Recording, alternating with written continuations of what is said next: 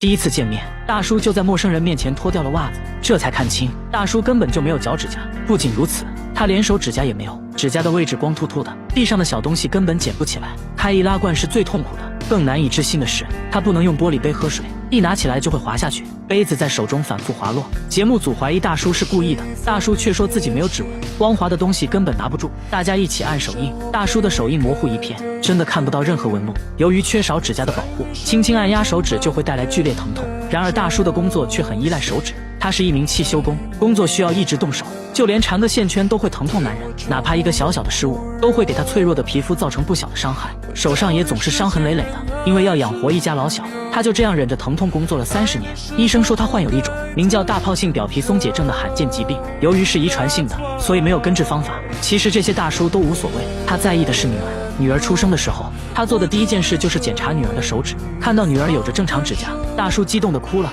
他不想让女儿承受和自己一样的痛苦。现在大叔最喜欢做的就是帮女儿剪指甲，女儿也很懂事，每天都会帮父亲包扎伤口。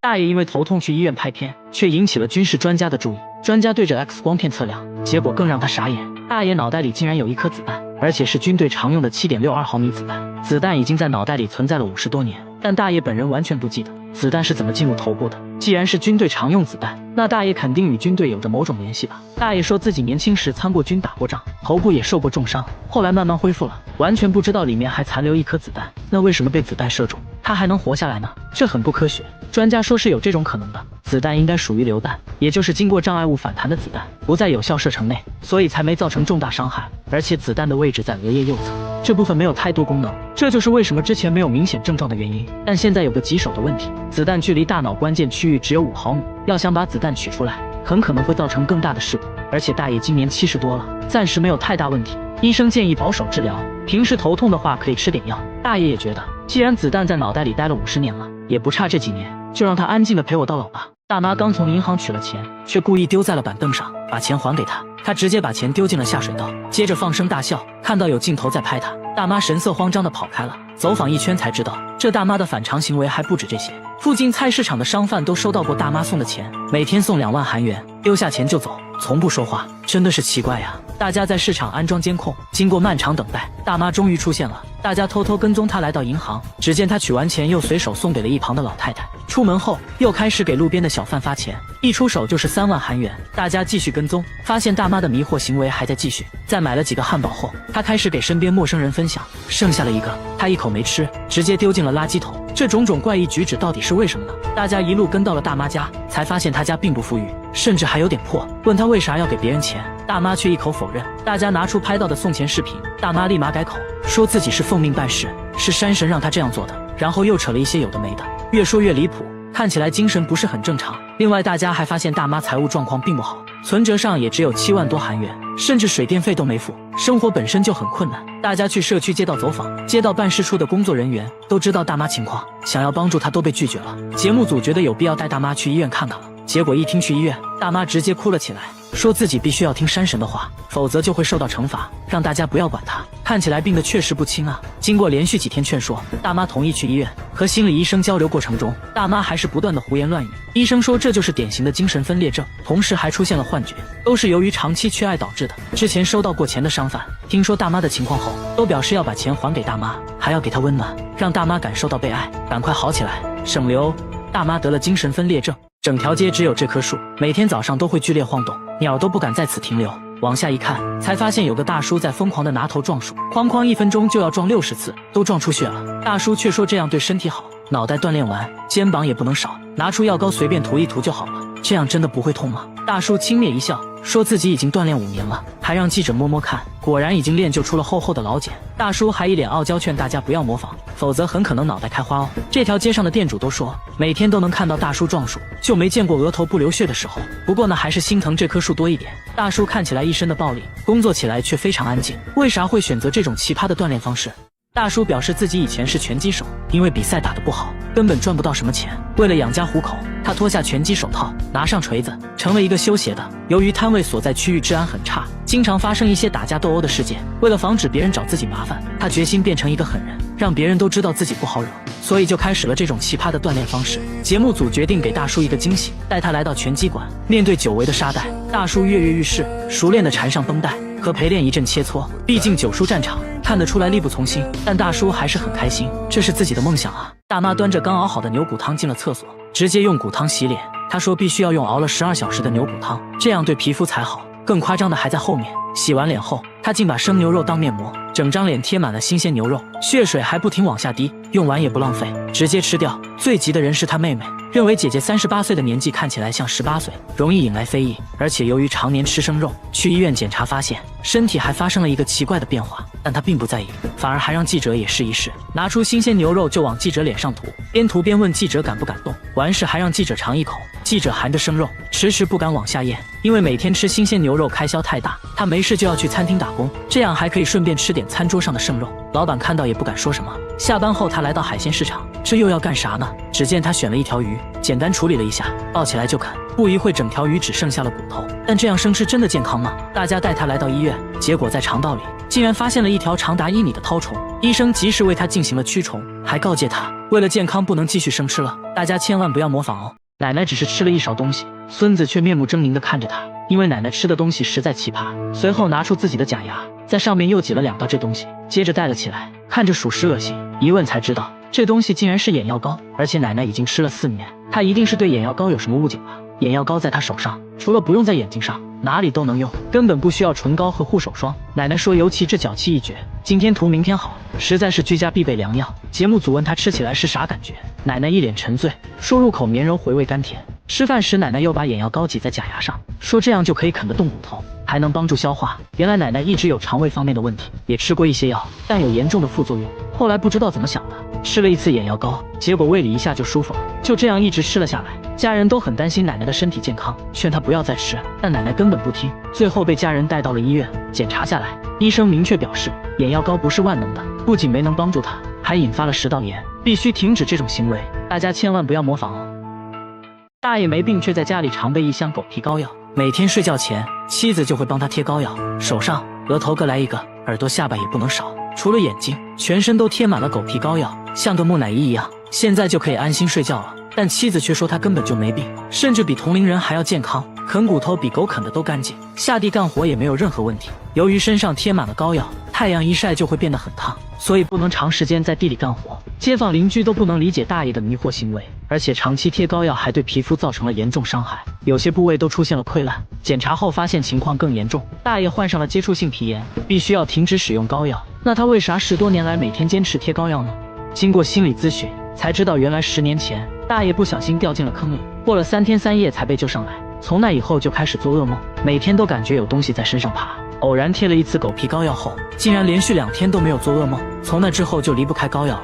医生给的建议是定期来医院做辅导，慢慢改变想法，做噩梦的情况就会得到改善。他把600斤的野猪当儿子养，会骑着野猪去买菜，速度还能调节，只要扭一下耳朵，想快就快，想慢就慢。他直接成了街上最靓的老头。大爷还会和野猪一起睡觉，野猪每天叫他起床，熟练地打开窗户，对着主人就是一顿杀猪叫。大爷如果想赖床的话，他会反复开关窗户发出噪音。看起来野猪应该是饿了。大爷起身去厕所给野猪做早餐，刚做出来的就是热乎，野猪吃的一脸享受。野猪是他爬山时意外捡到的，当时很小一只，很可爱，没想到他才3岁，身长就超过了1.9米，体重也接近了600斤。不过还好，野猪很温顺，能听懂人说话，可以和狗一样握手，大爷可以随时骑在它身上。不过被大爷骑久了，野猪也会调皮的想骑一下主人，大爷完全没有招架之力，被600斤的野猪压得死死的，差点压出了腰间盘突出。大爷每天还会带它去遛弯，野猪也很听话，过马路会跟着主人走天桥。路过一家猪肉店，它突然停了下来，奇怪，怎么闻到了妈妈的味道？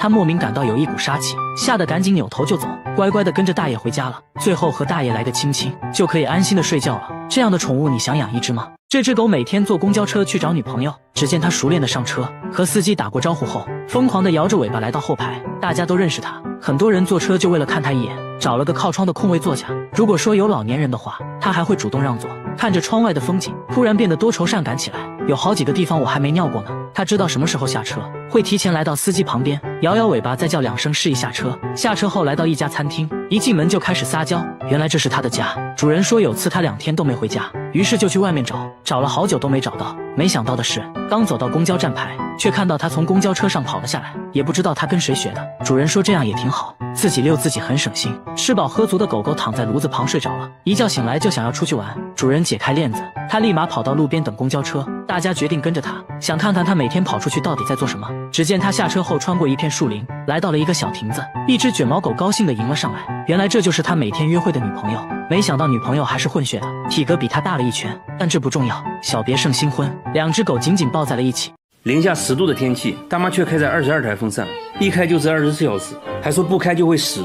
房间内外到处都是摄像头，大妈就这样整晚守着监控。问她为什么这样做，她说家里有毒气，风扇呢可以让她避免受到伤害，说整个房子都会泄露毒气，尤其是地板和墙壁之间，把缝隙堵上后，味道呢反而越来越大。说着呢就掀开了地板，地板上呢还真看到了一些熏红的痕迹。怕大家不信，她突然又打开了监控，说之前就看到有人骑着摩托车用针头往她家注入气体，墙上的洞就是证据，她会及时把洞堵上，但很快呢又会出现新的洞，看起来好像真的有这么一回事。随后大家决定去问问邻居是否经历过类似的事情，结果邻居表示确实见过骑摩托的人，但从来没闻到过奇怪的味道。大妈则表示这个很明显就是冲她来的，至于为什么偏偏要害她，大妈也不知道，但这可苦了大妈了，经常被熏得睡不着，久而久之呢患上了神经衰弱，甚至只能吃药才能入睡。这样痛苦的生活已经持续了2年半。然而记者在他家却始终没有闻到任何奇怪的味道。为了缓解他的焦虑，节目组请来专家，大妈表示最严重的地方就是阁楼。专家检测一番，还真发现了异常，确实有非常微量的煤气泄漏，不过呢可以忽略不计，但并没有任何其他有毒气体。专家换上更精准的仪器，也没有检测到任何有害气体。大妈却表示自己不相信仪器，说自己的鼻子是最灵的。没办法了，大家提议今晚跟大妈一起住，不开风扇看会不会被毒死。结果一觉醒来，大妈神清气爽，表示昨晚确实没有闻到毒气，而且呢睡得很香。她担心大家走了之后毒气又会重新袭来，看起来大妈确实病得不轻。虽然儿子之前建议她接受治疗，大妈却说自己没疯也没病，还生气地认为儿子不信任她。经过节目组不懈的劝说，大妈终于同意去看医生。通过一系列检查，医生表示这个就是常见的妄想症而已，可能是由于丈夫和大儿子的意外去世，对她造成了严重打击，悲伤过度导致的。而且呢之前和养鸡场的人发生过矛盾，所以才开始怀疑养鸡场要害她。经过长期的心理治疗，现在大妈表示已经闻不到什么毒气了，最后呢把风扇都去掉了，现在她又可以享受正常的生活了。这个健身器材会自己运动，周围没有人，也没有一丝风，它却持续摆动了30分钟，仿佛有人在上面锻炼一样。旁边还经常出现一只黑猫，黑猫死死地盯着健身器材，器材一动，黑猫就叫，看起来非常瘆人。诡异的现象一直持续到清晨，虽然漫步机已经停止了摆动，但手臂健身器又开始自己转圈，周围依旧没人，也没风。工作人员壮着胆子来到旁边，突然就感到一阵寒意袭来，健身器依然我行我素，转个不停。很明显啊，这鬼不怕生。有个工作人员不信邪，直接站上器材运动起来，一切都很正常。等他下来后，器材竟然持续摆动了1小时，难道一切都是因为惯性的原因？之前的小姐姐半信半疑的站上器材，运动起来真的好丝滑。节目组又把手臂健身器做了个对比，用相同力气转动健身器，这个问题器材比其他的整整多转了半个小时。这时公园的管理员大爷来了，说这有什么大惊小怪的，这是前几天新安装的，涂抹了过量的润滑油，所以比较丝滑，只要轻轻一晃就可以持续摆动很久，并不是什么超自然现象。健身器材很可能就是这只黑猫晃动的，这个问题算是解决了。然而下面这家发生的事就多少有点诡异了，他在墙上不能挂任何小孩的照片，只要一挂上就会被墙壁震掉，就好像里面有人在敲墙，每过5分钟墙里还会发出奇怪的声音，小孩每天都会被吓哭。最近还变得越来越离谱，不仅墙会响，地板也开始震动，尤其到了晚上声音更夸张，弄得一家人都无法睡觉，甚至到了只有吃药才能睡觉的地步。主人说已经有3年没能好好睡觉了，他们把家里能发出声音的设备都拆了，声音依然没有停止。奇怪的是邻居家却从来没有听过这种声音，邻居怀疑会不会墙里藏了什么东西，因为实在找不到原因，他们不得不往那方面想。工作人员趴在墙上等待声音出现。뭐야 이거 뭐야?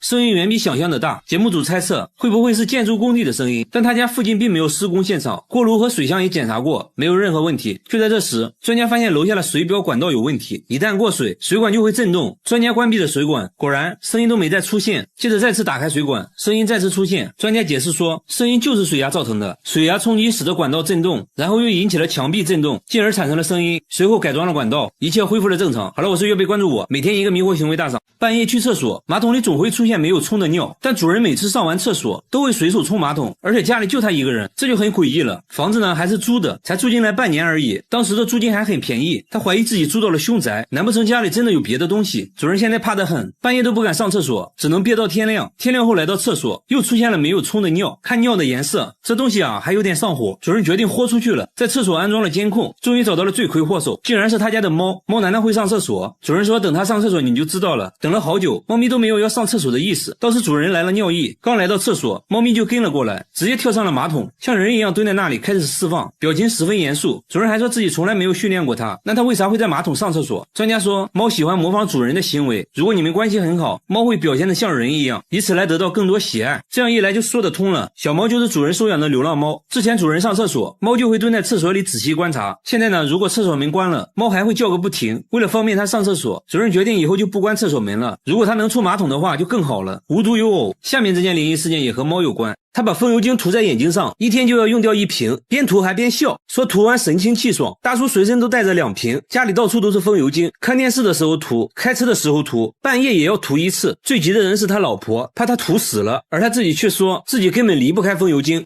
这又是为啥？他也不解释啊，反而变本加厉，觉得涂眼睛上不过瘾了，直接用风油精洗脸，看样子也不错，洗完精神抖擞。那他到底为啥要涂风油精？真的是奇怪。周围人也是看得一脸懵逼，真的不会疼吗？旁边的大叔决定试一试，结果直呼辣眼睛。这时啊，他终于说出了涂风油精的原因。原来大叔之前眼睛受了伤，什么都看不清，偶然用了1次风油精，竟然能看清楚了。从那之后就离不开风油精了。但风油精真的有那么神奇的功效吗？医生猜测，在风油精的刺激下，大叔眼泪分泌旺盛，使得眼睛非常湿润，这可能是帮他看清楚的原因。但风油精对眼睛有非常大的伤害。经过检查，大叔的眼角膜确实受到了严重损伤，风油精没能治愈他，反而加重了病情，必须立即停止使用风油精，还给大叔拿了专门治疗眼睛的药物。所以说有病就要对症下药，不要相信偏方。和他比起来，下面这位尼姑更奇葩，他把洗衣液涂满全身，每天都要涂好几次，一天就要用掉3瓶。诵经累了就要往身上涂洗衣液，外面散步的时候要涂一涂，工作时也要涂，总之不允许身上有干燥的地方。就连洗澡都是用洗衣液，先往盆里倒入满1瓶，蹲在盆里就洗了起来，洗衣液直接成了他的沐浴露，家里还存了上百箱的洗衣液。然而这仅仅只是1个月的量，他1年内用掉的洗衣液足够别人洗17年的衣服。更奇葩的是，他洗衣服呢却从来不用洗衣液，还说用洗衣液洗衣服就是浪费。节目组很担心他，而他自己却说正是洗衣液救了他的命。这又是为啥？原来啊，去年他遭遇了入室抢劫，受了严重的外伤，虽然恢复了健康，但皮肤依然瘙痒不断。有天实在痛到无法忍受，莫名其妙涂了一点洗衣液，没想到皮肤一下就不痒了，还治好了自己的脚气，从此就一直使用洗衣液了。节目组还是担心他的健康，带他来到医院检查，医生说伤口愈合的时候痒一点是正常的，但由于洗衣液的刺激，他的皮肤变得很干燥，还得了皮炎，必须停止使用洗衣液。他也很听话，回家就把洗衣液都丢了，用上了正规的护肤品。和他一样有奇怪癖好的还有下面这位奶奶，她把凡士林涂在眼睛上，每天用1盒，已经这样做了30年，涂完还要做眼部运动，耳朵后面脖子上也不能少，再挖上一大勺涂在膝盖上，说可以治感冒，脚上也不能少，据说治脚气一绝。肚子疼呢就涂在肚脐眼里，手上有伤口也可以用，还说能加快伤口愈合。凡士林在他这里可以说是包治百病，一天就要涂3次，家里任何地方都能找到凡士林。医生说虽然凡士林有滋润皮肤的效果，但是要适量。奶奶呢却什么话都听不进去，因为她认为自己亲身体验过凡士林的神奇效果。奶奶出门可以不带钱包，但不能不带凡士林。来到公园就开始锻炼，爬上爬下，看起来身体确实很灵活。这还没完，奶奶还展示了自己的绝活劈叉。要知道奶奶今年已经80了，然而她的迷惑行为还不止这些。晚上睡觉前会拿2个木棍在身上来回敲打，说可以疏通经脉。为了健康，她把大部分时间都拿来锻炼身体。那她现在情况如何？医生检查过后说奶奶的眼睛出现了角膜发炎，不能再往眼睛上涂凡士林了。凡士林带给奶奶的只是一种心理安慰，对健康并没有什么好处，运动才是她保持健康的最大原因。好了，我是月贝，关注我，每天一个迷惑行为大赏。监控每天都能拍到一个神秘物体，通体白色，还带2个小翅膀，一闪而过，速度极快。刚开始呢，工厂保安认为是塑料袋之类的东西，但每天都出现就很不正常了。员工在监控附近找了半天，都没有看到任何塑料袋，诡异的现象不断出现。工厂另一个监控也拍到了奇怪画面，有一束强光射在地面上，好像是外星飞碟在盘旋，同时还能听到狗在大叫，出来呢却什么都没有看到，光束只能被监控拍到。这件事很快惊动了工厂老板娘，老板娘呢是个文化人，她才不信什么飞碟之类的，让员工用纸飞机模拟白色物体，在监控前丢出纸飞机，监控显示纸飞机全身也发着光，和刚开始拍到的物体很像。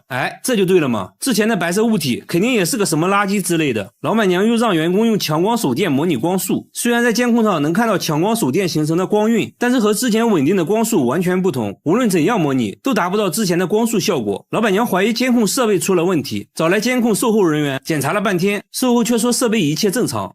真的是奇怪。节目组又架起了多个摄像机，也拍到了神秘的光束。没办法了，请专家吧。专家左看右看，说这束光看起来和普通的光线不一样，光束很稳定，不会扩散，这是地球上的光源做不到的。难道真的是外星飞碟？专家左思右想也找不到合理的解释，还真成了未解之谜。同样遭遇怪异事件的还有下面这座寺庙，寺庙里的荒废电梯每晚都会传来诡异的哭声，声音是从这个缝隙里传出来的，电梯底下好像住着什么东西。师太说每次打坐念经的时候声音就会立马停止，这东西好像很害怕念经，关键这是佛门净地，怎么可能会有那种东西？师太心里还是有点怕每晚都会安排人念经到天亮，这东西胆子也是越来越大。有一次师太吹口哨，他竟然还回应了起来，那会不会是小动物之类的？师太说下面全是水，不可能有动物能存活的，那这电梯下面到底是什么？节目组决定把相机伸到下面一探究竟，左看右看，除了一滩死水，里面啥都没有。接着又把相机伸到水下，还是一无所获。师太想吹口哨引起这东西的回应，这次未能如愿，里面还是静悄悄的，实在没办法了。节目组决定拆电梯，还把电梯里面的水都排空了。工作人员壮着胆子爬了下去，环顾四周没有看到任何生物，工作人员不放弃，继续翻找。突然一只树蛙跳了出来，难道声音就是他发出来的？专家再次听了下录音，还真是树蛙的叫声。之所以声音和平时蛙叫有差别，是因为它们正处在发情期而已。解决了寺庙的问题，下边的玩具又出现了新问题。这个玩具频频传来怪声，只要静静的听，就能听到滴答滴答的声音。他有次还看到女儿半夜跟玩具对话，这把他吓了一跳。女儿却表示自己很喜欢这个玩具，真的是奇怪，一个实木玩具怎么可能会叫？有时候主人气不过，用力敲2下，它又会稍微消停一会儿。不过凡事要讲科学，节目组用话筒录下了这个怪声音，找到了声音分析专家，对录下来的声波进行了波长分析。专家说声波间隔不一样，很明显是一种有生命的东西，应该是某种生物移动时产生的声音。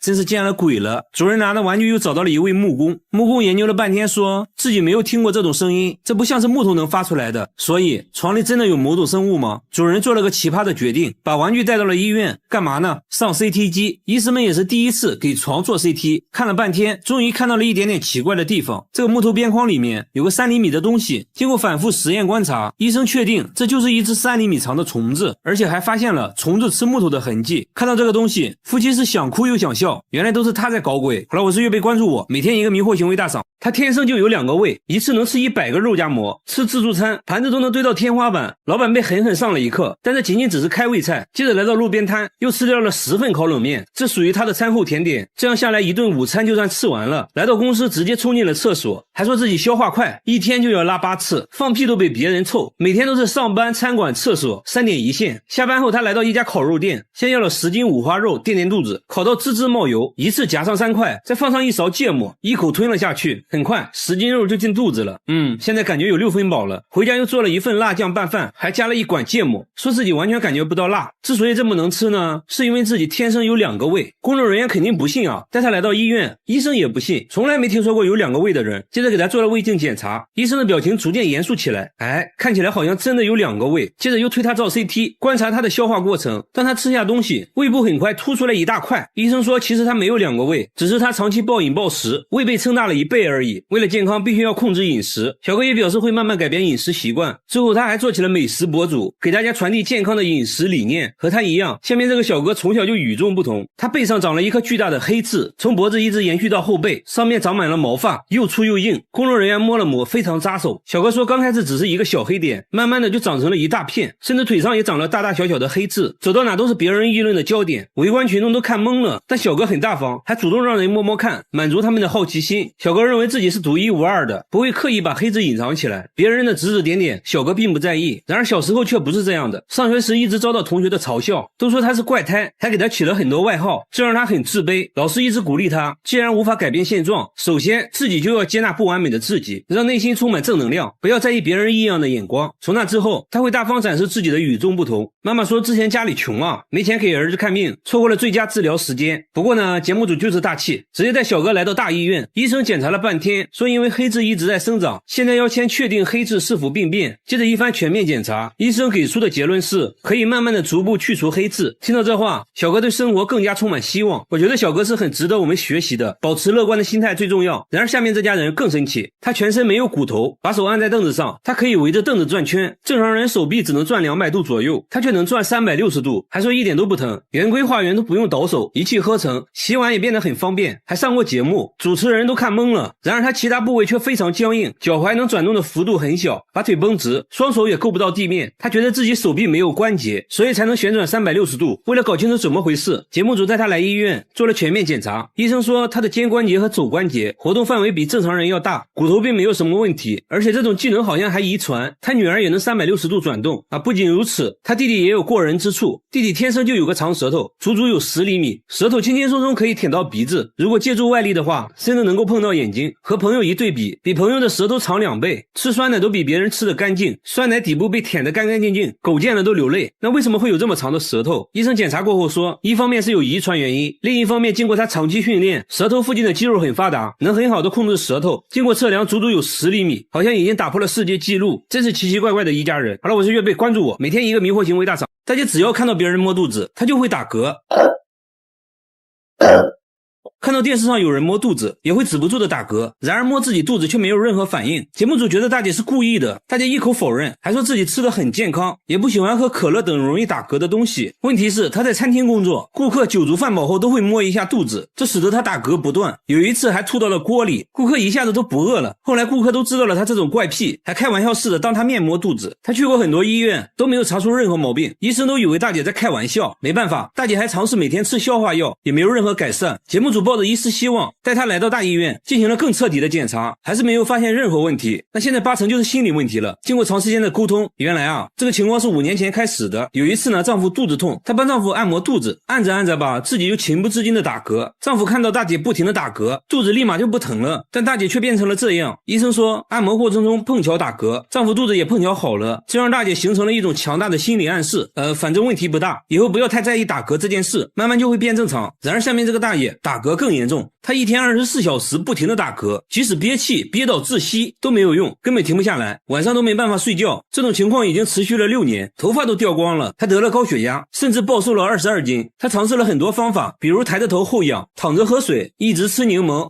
都无济于事。有时候实在忍不了了，她会拿出一根木棍捅到喉咙里催吐，这样会让她好受一些。去过很多医院，也没有找到具体原因。大叔说这种情况是6年前开始的，当时母亲刚去世，自己受到了很大打击，甚至患上了抑郁症，打嗝就从那时开始了。为了帮助他，大家带他来到大医院，经过内窥镜仔细检查，除了有一点胃炎外，看起来确实没什么问题。然后又推他去照 CT， 片子呢看了半天，终于发现了问题，脑膜中有一部分变得很大，压迫到了中枢神经，进而刺激到了横膈膜，才使得横膈膜异常收缩，导致不断打嗝。变大的这一部分，医生猜测可能是肿瘤之类的，但应该是良性的，有一种药物可以抑制它的生长。大叔的病是可以治好的。听到这个消息，大叔激动的哭了起来。1个月后，大叔向节目组打来电话，说自己已经6天没有打嗝了，解决了大叔的问题。下面这个大叔又遇到了同样的问题，大叔一天要喝20瓶可乐，一口气就能干1瓶，家里摆满了各种可乐。然而喝可乐的原因竟然是为了治疗打嗝。大叔饱受打嗝困扰8年了，随时随地都会打嗝，一旦开始就不会停止，必须要喝可乐打嗝才会停止，但过不了多长时间又会重新打嗝，他必须不停的喝可乐，就连吃饭都没办法正常吞咽，刚吃2口就要去厕所吐掉，营养不良，暴瘦了几十斤。大叔尝试了很多方法，妻子会趁他不注意猛拍后背，捏鼻子憋气，还尝试过喝醋，一番测试下来，结果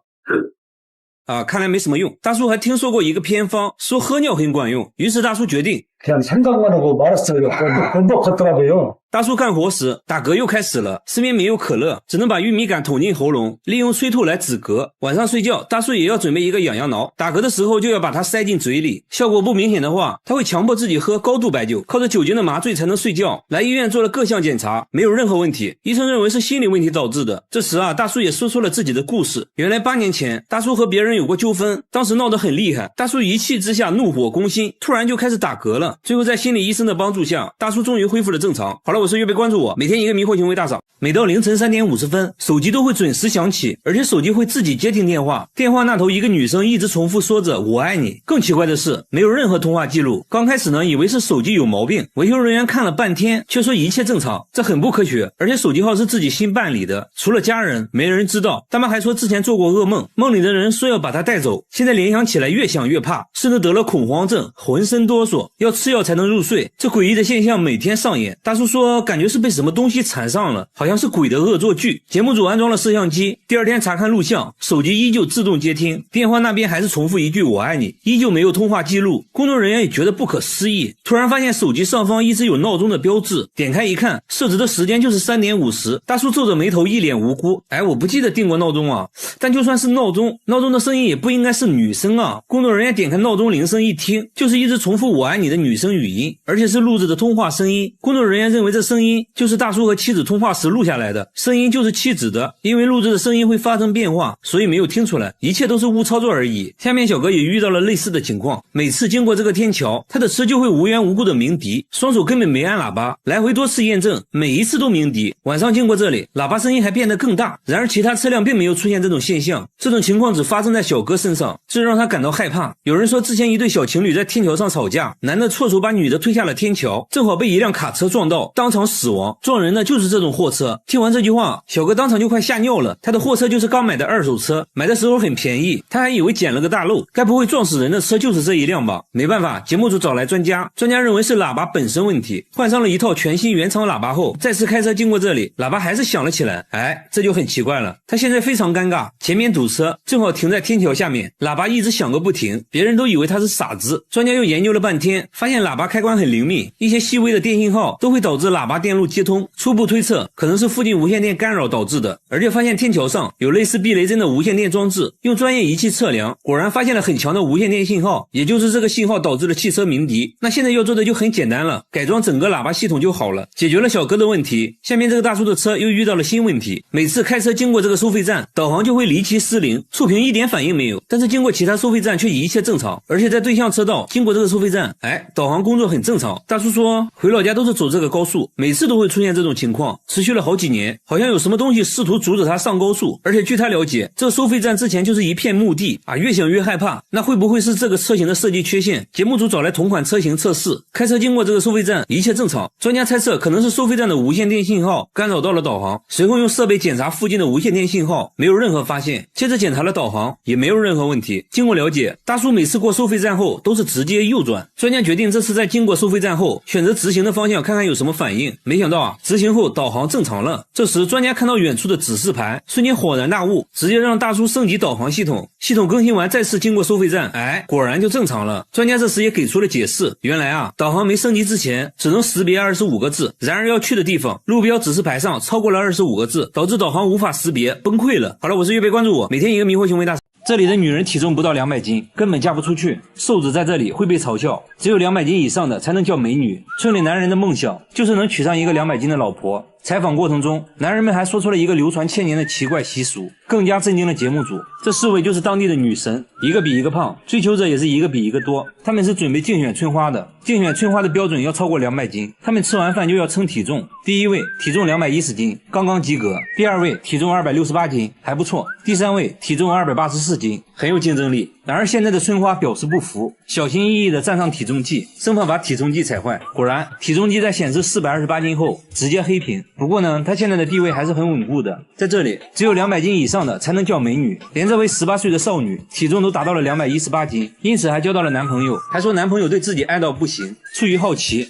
节目组决定采访村里的男人，结果大家都说自己就喜欢胖的，越胖越爱，无法自拔。还说这种习俗已经传承了1000年，胖老婆能彰显自己的成功，可以到处炫耀。他们这里信奉一句话，老婆要娶胖胖的，生活才会旺旺的。采访过程中，我们还看到了一对夫妻正在秀恩爱，男人在帮妻子抠头皮屑，眼神中流露着对妻子的宠溺。接着我们又去了村里有名的模范夫妻家里，一进门就看到女人在睡觉，丈夫小心翼翼地把妻子叫醒，还贴心地给妻子涂抹爽身粉，防止起痱子。女人说结婚16年，丈夫一直都是这样宠自己，感觉自己就像小公主一样，还说自己结婚前瘦瘦巴巴的，一点都不好看。啥也别说了，直接上秤吧，294斤，果然是标准的美女身材。工作人员想要挑战下，把300斤的小公主背起来，是种什么体验？结果呢，差点骨折。女人又向节目组展示了自己的衣服，看着异常肥大，女人却说这是为了凸显身材的紧身裤。接着呢，还穿了起来，看得出来确实很凸显身材。她每天的工作就是吃饭、睡觉、看电视，最常说的话就是饭做好了吗？丈夫听到就赶紧去做饭，说娶个老婆不容易，关键呢还娶了个这么漂亮的，自己的老婆肯定要自己疼。女人拍着快饿扁的肚子，焦急地等待着。终于，丈夫端来了饭菜，直接端到了妻子面前，赶紧给妻子盛了一盆。妻子接过米饭，大口开造，不一会儿，一盆米饭就见了底，酒足饭饱，拍拍小肚腩，赶紧补个午觉。洗碗这种小事肯定是老公的，妻子只负责胖就行了。女人还告诉节目组自己保持身材的秘诀，那就是要多吃米饭，因为米饭属于碳水化合物，可以很好的维持我们的身材。然后呢，就是吃完就睡。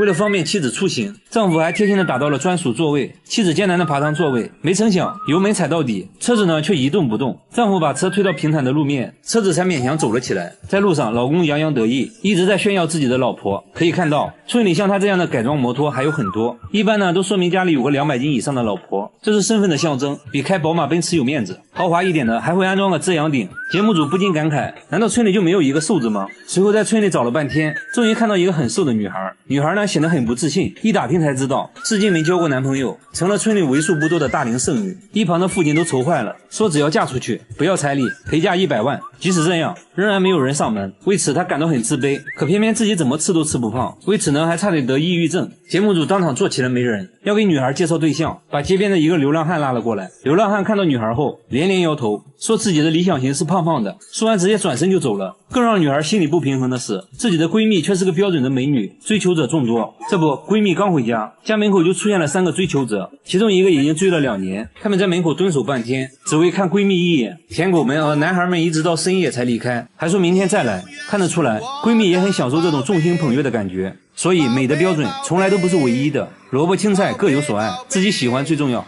每天都要喝新鲜的冰红茶，早上起来就要去厕所接一杯，从一天喝1杯，直到后来的1天5杯，已经持续喝了2年。他说每天吃的东西不一样，红茶的口感也不一样，有时候咸，有时候甜，有时候尝起来还像香槟。最喜欢的还是上火的时候，焦黄的颜色让他沉醉。最急的人是他女儿，怕他喝死了，而他自己却说这是冰红茶救了他的命。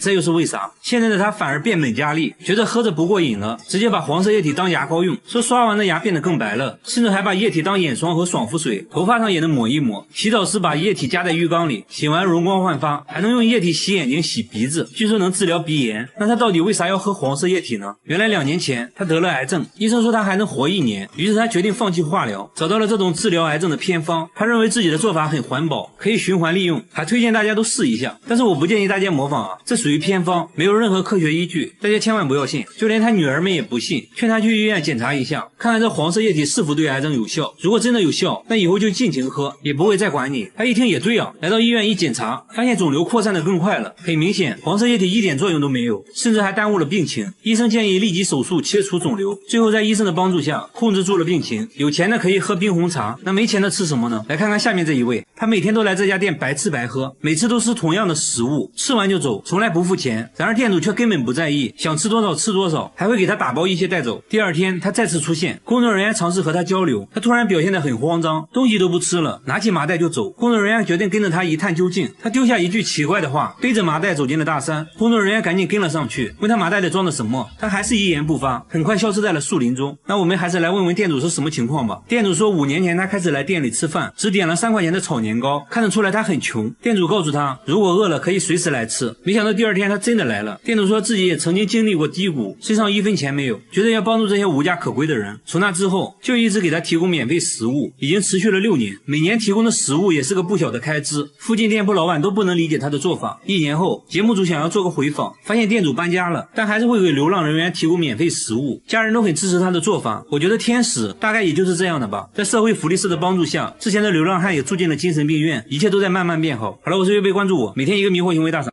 这只马得了一种怪病，只要有人想骑它，它瞬间就会晕倒，因此从来没被人骑过。就算主人想骑它，它也会立马躺下装死，而且演得很像，舌头都吐了出来。入戏太深的时候还会翻白眼，主人假装走开，它先时不时环顾四周，偷看几眼，确定主人走远后，瞬间满血复活。主人见状直接冲了过来，不行了不行了，我又死了。如果坚持要骑它的话，它还会撒娇打滚，接着继续装死，四脚朝天，造型还挺别致，那眼神就好像在说，哼，骑我是不可能骑我的，这辈子都不可能。旁边的马都看呆了，兄弟你在哪学的表演啊？能不能教教我啊？他的日常就是各种装死，无论谁想骑他，只要靠近就倒下，甚至只要一抓缰绳他就倒。他装死前还会仔细看一下周围状况，如果地上有石头，他还会后退几步再倒下。主人拿来他最爱吃的胡萝卜，想要测试下他到底能装到什么程度，把胡萝卜塞到他嘴里，但他知道这个时候必须要忍住，演戏嘛就要演全套，即使口水流了一地也不能咬一口。主人被他的演技折服，走开了。我去，实在忍不住了，这也太好吃了，这演技不去演戏可惜，表演得非常有层次，可以说天生就是做演员的料。然而有一技之长的还有下面这只小猪，这只小猪会画画，只见它叼着画笔对着画板一顿笔画，边画还边扭，简单几笔一幅抽象画就完成了。主人在画上加个眼睛，立马就变成了一只狗，另一幅画再加2个眼睛，又变成了猫头鹰。色彩运用非常大胆，不是大红就是大紫，画风放荡不羁，所有作品都极为抽象。下面这幅就更抽象了，看了半天也看不出来是啥，毕竟是艺术嘛，看不懂的就是好的。专家都不敢相信猪竟然会画画，佩奇当着专家的面又创造了一幅画，加个眼睛瞬间变成了鲸鱼，不能说是很像，只能说是一模一样。专家说不管是用色还是构图都属于上乘之作，忍不住大赞佩奇有天赋。但艺术创作是非常累的，每当他完成一幅作品，主人都会奖励他几块红烧肉。作为一只艺术猪，待遇就是高，主人会天天给他洗澡，还要给他按摩，看着还真有点艺术家的气息。主人说自从发现他有绘画天赋后，就给他准备了专门的画板和画笔，只要把画笔摆在他面前，他立即就能开始创作。至今已经画了5年时间，绘画作品也达到了上百幅，吸引粉丝无数。主人还给佩奇办了画展，很多人慕名而来，都想要收藏一幅画当艺术品，据说一幅画就能卖到好几万。然而下面这只狗狗也有一项非常实用的技能，这只狗狗是个家教，会辅导主人写作业。每次主人放学回家，它就会一动不动地站在桌子上监督，神情严肃的像个监考老师。狗狗尤其对数学比较在行，主人写错的话它还会叫。姐姐说有它陪伴，自己写作业也不无聊，也不会想着玩手机，因为只要玩手机它就会叫。在它的监督下，自己进步很快。小白不仅会监督作业，还会监督姐姐弹钢琴，同样一动不动，听得如痴如醉。做完功课呢，小白还会陪主人玩耍，劳逸结合。小白虽然只有3岁，但为这个家操碎了心。主人说对于小白会监督写作业完全是意外发现，有一次自己着急出门，就告诉小白要看着姐姐写作业，没想到他真的听懂了。从此只要女儿写作业，他就会守在旁边监督。主人养了3只狗，只有小白会监督女儿写作业，让他坐下他也不会坐，有时看着看着就困了，即使这样他还是一动不动。主人还说小白非常聪明，还没满月就学会了和人握手、去马桶上厕所、随手关门等很多技能。最让主人骄傲的还是他的拒食能力，东西吃到一半，主人让停就会停下来。你想要拥有这么一只狗狗吗？好了，我是岳贝，关注我，每天一个迷惑行为大赏。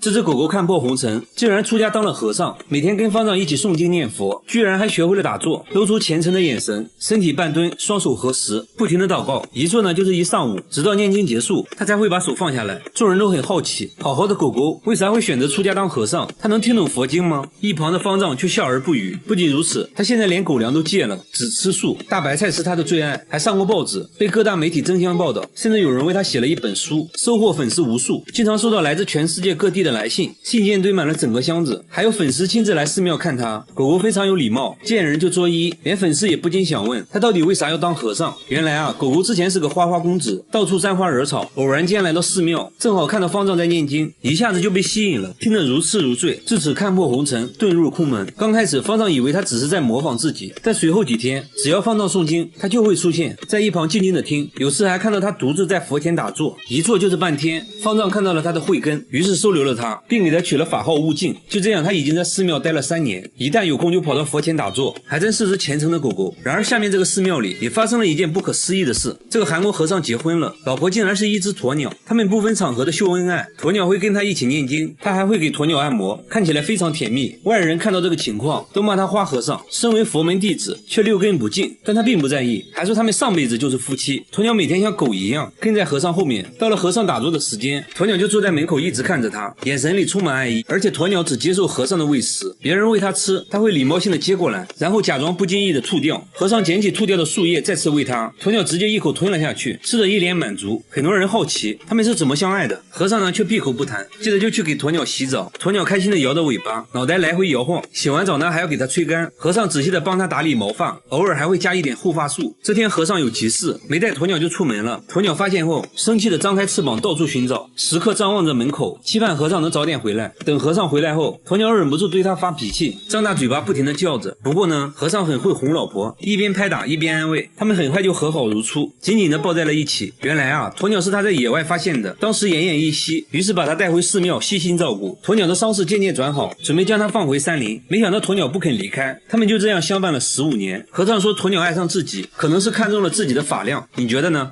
白鹤杀死了自己的丈夫，却疯狂爱上饲养员，并成功生下了8个孩子，连饲养员都没想过自己会和一只鹤成为夫妻。这只白鹤是被人类抚养长大的，它以为自己是人类，对同类根本没兴趣。如果公鹤靠近它，它还会发出声音驱赶。白枕鹤属于濒危保护动物，为了让它繁衍后代，动物园给它找了个丈夫，强行关在了一起。果然包办婚姻不可取，丈夫被它活活咬死。动物园不甘心，又给它找了第2个丈夫，结果呢还是没能逃过一劫。从此白鹤成了动物园有名的黑寡妇。动物园实在没办法了，给他找到了现在的饲养员。刚开始白鹤不让饲养员靠近，表现得非常有敌意，饲养员只能在几米开外给他投食。经过每天朝夕相处，慢慢的他开始接受了饲养员，饲养员可以来到他身边，一边抚摸一边喂食。但饲养员却注意到白鹤似乎对他格外感兴趣，当他俩独处的时候，白鹤会展开翅膀对他跳舞。刚开始饲养员以为是白鹤看到自己高兴，但他很快在其他白鹤夫妻中看到了同样的跳舞行为。饲养员终于明白这是白鹤对自己的求偶表演，白鹤把他当成了伴侣，但人怎么能跟鹤在一起呢？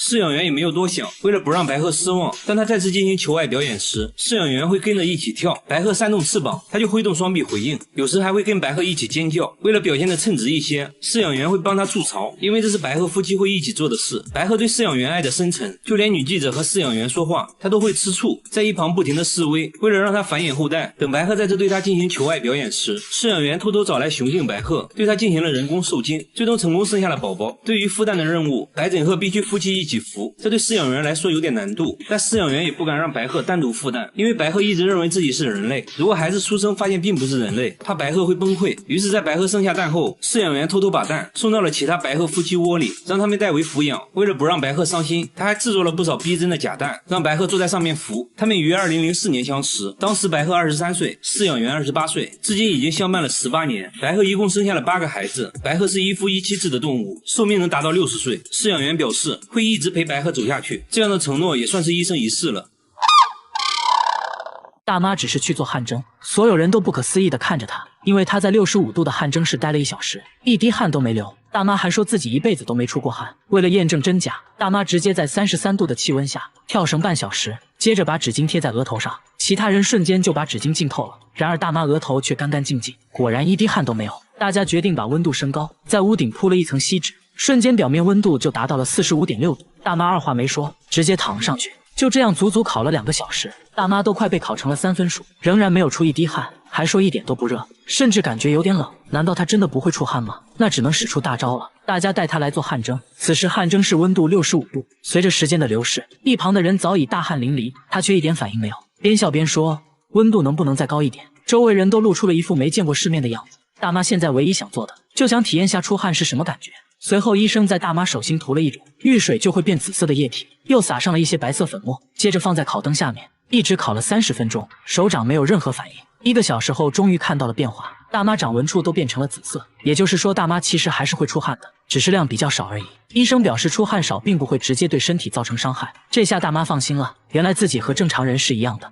仔细看，她的肚子可以瞬间变大3倍，疼痛随之而来。她每天都要经历好几次类似生孩子的痛苦。大姐的肚子在变大之前没有任何征兆，刚刚还在晾衣服，突然感觉不对劲，在丈夫的帮助下躺了下来，肚子也在肉眼可见的变大，而且变得硬邦邦的。丈夫能做的只有帮她按摩一下，除此之外无能为力，只能眼看着大姐疼痛不止。经过几分钟的阵痛，肚子又慢慢恢复到了正常大小。可大姐还没缓过气来，肚子又在短短几秒钟之内变大，她又要经历一次分娩的痛苦。丈夫说这样的过程每天都要经历6次以上。大姐平时的腰围是77厘米，肚子变大后腰围就成了91厘米，整整大了11厘米。然而令大姐更绝望的是，医院根本查不出肚子变大的原因，他们甚至去了妇产科，可是医生却说她很健康，但是肚子变大已经严重影响到了生活。大姐刚在市场买完菜，回家的途中肚子变大说来就来，完全不分场合。节目组脱下外套帮大姐躺下，大姐的叫声引来路人围观，路人看到这一幕也是懵的一逼。丈夫很快赶到，不停地帮大姐按摩肚子，经过长时间的折磨，肚子终于恢复了平静。大姐筋疲力尽地吐出一句话：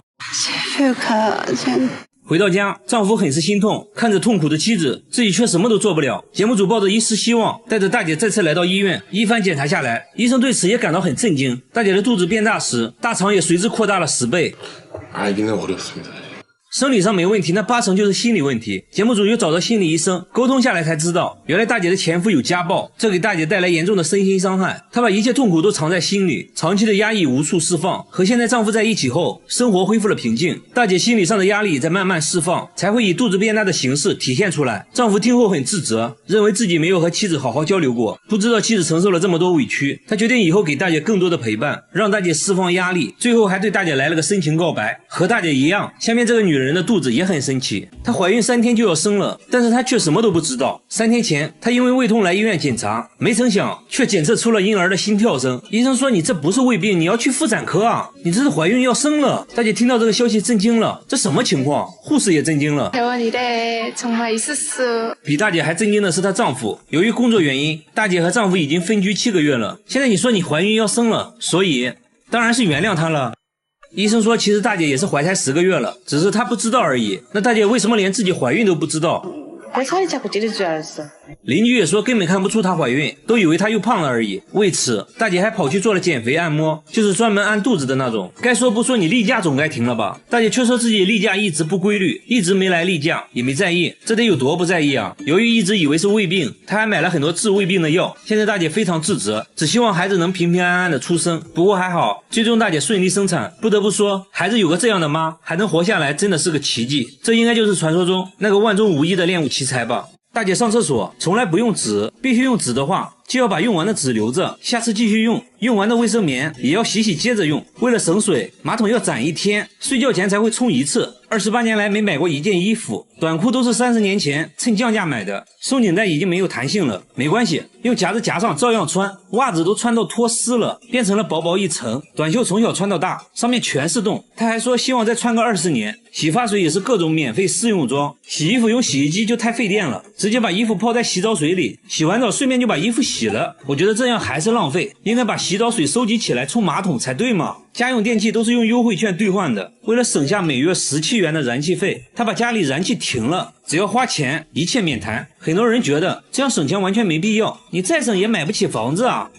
人家买了市中心的房子，还还完了贷款，家具全是垃圾箱里捡的，别人丢的瑜伽垫被他捡来当床。然而像他这样节俭的人，却准备请朋友来家里做客，那自然要提前准备了。首先要打扮一下，剪个美美的发型，剪刀还是上学时室友不要的，听说有家店在清仓处理，他决定挥霍一次，看中了一件10块钱的衣服，还想让老板再打个5折，接着掏出了一堆硬币。老板说，我这都打5折了，要不送给你吧。那太好了，我先把钱收起来。接下来就是给朋友准备晚餐了。只见他来到垃圾桶旁边，好朋友要来家里做客，他却在垃圾桶里找食物招待朋友。他特意来到高档餐厅门口的垃圾桶，说这里丢掉的食物品质好。在路人诧异的目光下，他开始采购了。你看这不就有很多新鲜的葡萄吗？还有西红柿，做个西红柿炒葡萄，不错。今天运气也很好，还找到了一盒烤鸡，看了一下生产日期，才过期6天而已，非常适合给朋友当主食。最后还找到一盒蛋糕，这下齐了，餐后甜点都有了。这时店主想要赶走他没有感到一丝尴尬，他认为只要你把食物丢进垃圾桶，那就是公共财产了，自己就可以正大光明的捡。还说你们真是太浪费了，下次丢垃圾的时候能不能先给我打个电话。社交牛 C 症无疑了。他回家后一般都是拿出食物直接开灶，但这次是招待朋友，他决定包装下摆个盘啥的，于是把捡来的食物全部倒进锅里搅拌一下，一份大锅菜就做好了，还说希望朋友会喜欢他亲手捡来的食物。朋友如期而至，他先给朋友介绍了自己从垃圾桶捡来的家具，自豪地说自己从来没买过家具。朋友都听傻了，露出了一副没见过世面的样子。但更让他们傻眼的还在后面。晚餐时间到，大姐拿出了捡来的食物，好朋友来家里做客，他却把从垃圾桶捡来的食物端上了餐桌，朋友根本看不出来是什么食材，小心翼翼尝了一口，表情复杂，又尝了一口，直摇头。另一个朋友说有那么夸张吗？一口下去一言难尽，问他食物从哪来的，大姐嘿嘿一笑，笑得朋友惊慌失措。不会吧不会吧，这也是捡的。朋友顿时肠胃翻滚，冲进了厕所。大姐贴心的说马桶没冲过，味儿可能有点大。这样好了，朋友吐得更厉害了。这还没完，大姐还要请朋友吃餐后甜点。朋友发现蛋糕已经被人咬过了一口，很明显也是捡来的，碍于面子还是决定尝一尝。确实不新鲜了。朋友打开冰箱找水喝，发现冰箱铺了一层报纸。大姐解释说捡来的食物有的包装比较脏，所以才铺上了报纸。朋友一听，那算了吧，我还是憋着回家喝吧。没一会儿朋友便离开了，以后估计不会再联系了。但我觉得大姐至少还挺坦诚的，其实她变得极度节俭也是有原因的。大姐说自己名牌大学毕业，本以为一辈子衣食无忧，没想到后来竟然失业了，这让她有了危机感，于是学会了省吃俭用的生存之道。据说每个月都能省下4000块，房贷都还完了。现在我终于知道自己为啥没买房子了。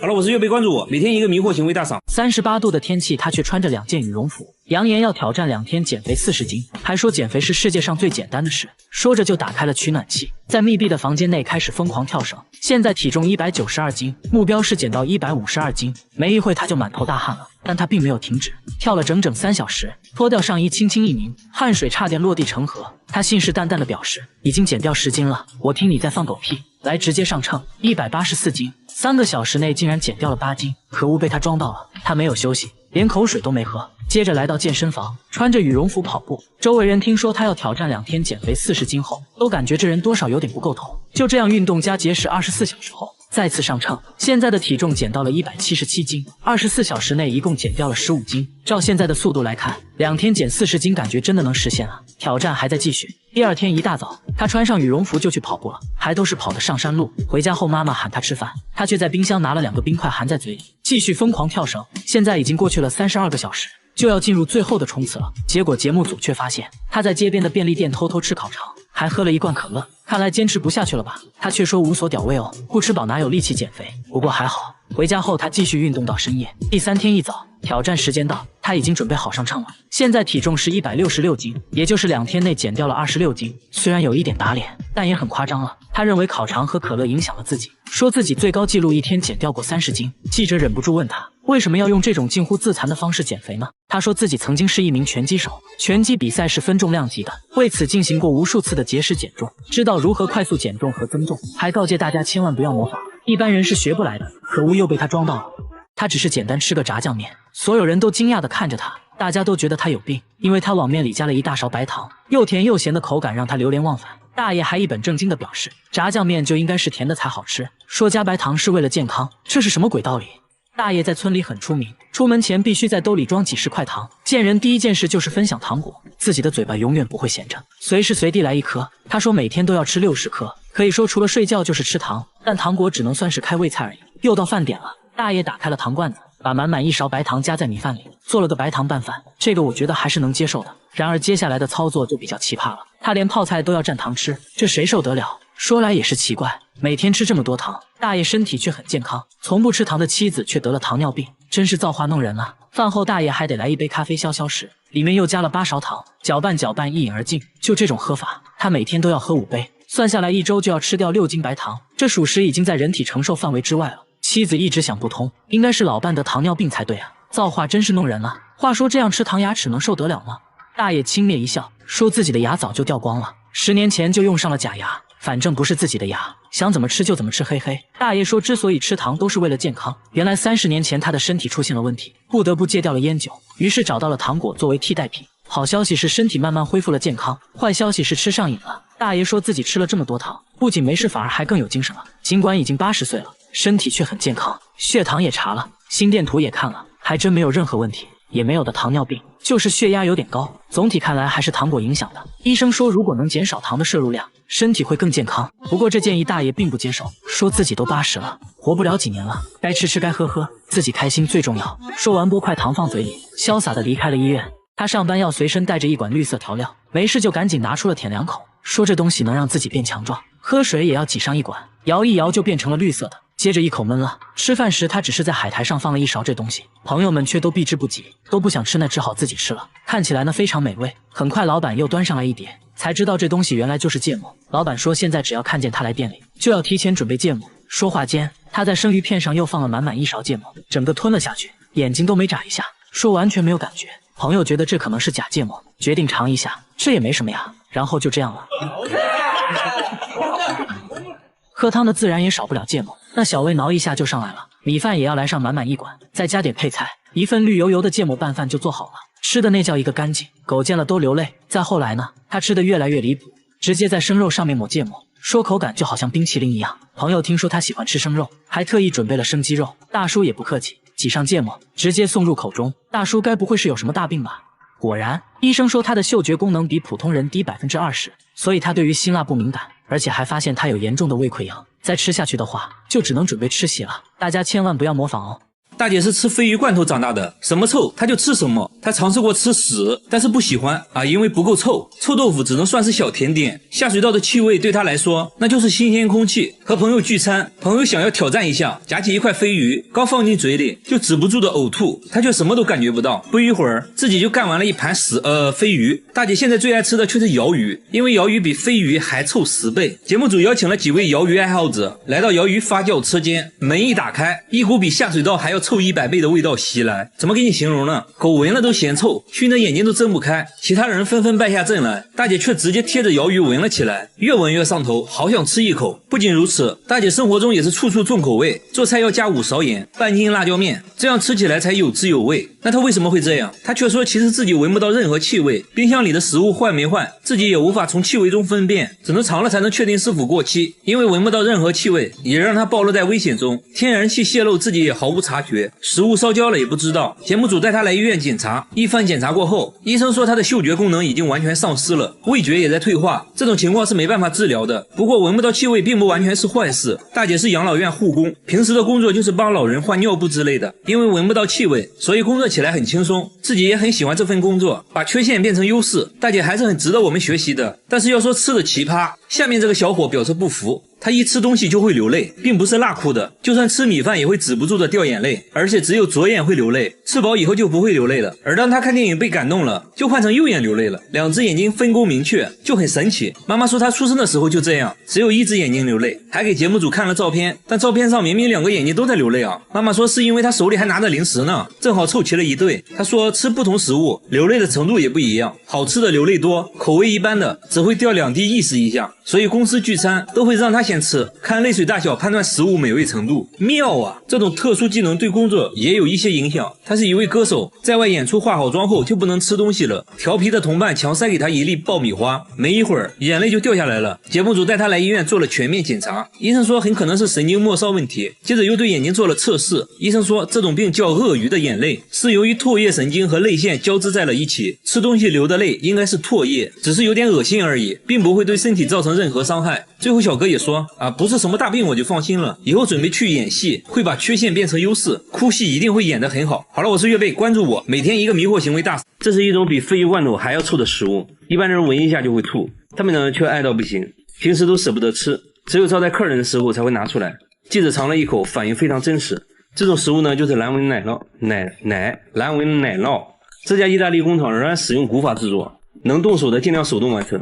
每天早上农场都会送来新鲜牛奶，一开始呢就要把凝乳酶和霉菌加入牛奶中，大约20分钟内牛奶就会变成凝乳，看起来呢像一个巨大的豆腐脑。工人用特制的工具把它分割成小块，接着呢把这些切好的小块装进圆形模具中，每个桶上都有编号，这相当于它的身份证号。接着把模具放置在温暖潮湿的环境中，每个模具每天都要来回翻转4次，来帮助凝乳沉淀。静置1夜后，奶酪成型，开始腌制。机器会在奶酪表面均匀撒上1层盐，随后呢再次送入储藏室。储藏室里温暖潮湿，这有利于奶酪中的霉菌活动。质检员会随机检查发酵情况，一般经过3天左右，就需要把它们转移到冷藏室中。在这里，每一块奶酪都要被扎上百针，这是为了让氧气进入奶酪内部，使其长出标志性的蓝色纹理。时间是制作这道美食的关键。根据口感的不同，奶酪要在冷藏室待上2到3个月，直到表面发霉变臭。制卷员把洛阳铲插入奶酪，轻轻转动就可以把内部的奶酪带出来。通过气味和口感来判断奶酪是否发酵完成。2个月的蓝纹奶酪还比较柔软，味道呢类似3天没洗的臭袜子，一般人都比较容易接受。放置3个月的奶酪就已经变得很硬了，内部的蓝色纹理清晰可见，味道呢也凑得很正宗。记者忍不住尝了尝。成熟的蓝纹奶酪是高档餐厅必不可少的美食，吃面的时候来上一点，臭烘的得劲儿。这是一种用脚踩出来的酒，好不好喝全凭脚法。这个印度家庭作坊仍然使用古法酿酒工艺，生产过程呢一言难尽，竟然还需要蚂蚁的帮助。这种酒呢就是腰果酒，也叫芬尼酒，不是很干净，但是很香。每到腰果成熟的季节，他们每天都会去捡掉落的腰果，收集完成后需要一个个的取出种子。这种生腰果可以卖给工厂进行烘烤加工，就成了我们平时吃到的干果。剩下的果肉呢就用来制作腰果酒。第一步榨汁，这是个体力活，需要家庭中的男性完成。大叔穿上裹满泥浆的靴子，站在里面就是一顿猛踩，看似杂乱无章，其实是他的独特脚法。他的脚步又快又密，保证每一颗腰果都能充分享受到足底按摩。雨靴上的泥巴很快就被果汁洗得干干净净，就这样一搅一搅，果汁混合的泥水以及汗水流进了容器里。之前他们也尝试过用其他方式榨汁，但最终发现还是用脚踩的好喝。其实呢，现在好多了，之前都是光脚踩，据说呢会有一种独特的风味。为了尽可能的榨干果汁，他们还会把果肉堆积在一起，用绳子绑起来，然后在上面压上几块石头，就这样静止一夜，挤出最后一滴果汁。剩余的果肉残渣就会拿去喂牛。收集到的果汁要先用纱布过滤一遍，去掉大块的果肉打汁，然后呢将果汁静置发酵2-3天，直到发黄冒泡。接着呢就到了最重要的一步，蒸馏。把发酵好的果汁倒入锅中，锅上面再套上一个桶，随后呢用泥巴封口。这些泥巴也不是普通的泥巴，而是来自附近的蚂蚁窝。这些泥土呢粘度大，有很好的密封性。接下来就是加热蒸馏，这一罐大约要持续加热8个小时。蒸汽通过管道进入装满水的水箱，冷却后的蒸汽就成了酒。不过现在的酒精含量还比较低，他们会将其重新倒入锅中，然后再蒸馏7个小时。就这样经过多次蒸馏，就得到了腰果酒。腰果酒的酒精含量大约在 40% 左右。他们还会通过观察酒花来判断腰果酒的品质，如果气泡很大并且可以快速散开，就说明这次酿制的非常成功。这种酒呢在印度十分受欢迎，他们认为只有这种用脚踩出来的酒才是最好喝的，干净又卫生啊。大叔每次开车必须要带上一包白色粉末，等红绿灯就赶紧拿出来舔2口，说这东西能救命。吃饭时大叔只是喝了1碗汤，所有人都不可思议地看着他，因为他往汤里加了满满1勺的白色粉末，米饭上也加了2勺，吃得津津有味。酒足饭饱喝点水，水里竟然也加了1勺。话说这到底是啥味道呢？大叔表示非常美味，同事决定尝一下，一口下去差点被送走，才知道这粉末原来是味精。同事觉得他有病，怎么会有人喜欢喝味精水呢？大叔一脸傲娇说那是38年前的一个夜晚，自己喝醉后原本想去厨房弄一杯糖水，结果迷迷糊糊中错把味精当成了白糖，没想到却打开了味觉新世界，彻底爱上了这种味道，每天都要吃200克，38年来一共吃掉2774公斤。大叔说自己不仅没事，反而还更有精神了，味精甚至还救了自己的命。此话怎讲？原来他患有一种叫做布尔格氏的罕见疾病，为了控制病情，他不得不截肢了手指。很多得这个病的人过不了多久就会死，而自己20年来却没有事。他认为是味精救了自己，控制了病情恶化，但真的是这样吗？医生给出了不同的说法，检查发现他得了严重胃病，由于味精的大量摄入，还导致了糖尿病。也就是说，味精对他的病情不仅没帮助，反而还加重了，所以他必须停止吃味精，要相信科学。大叔表示，那这样自己的快乐就没有了。不过为了健康，自己会慢慢戒掉味精，那就让我们祝大叔早日康复吧。大家千万不要模仿哦。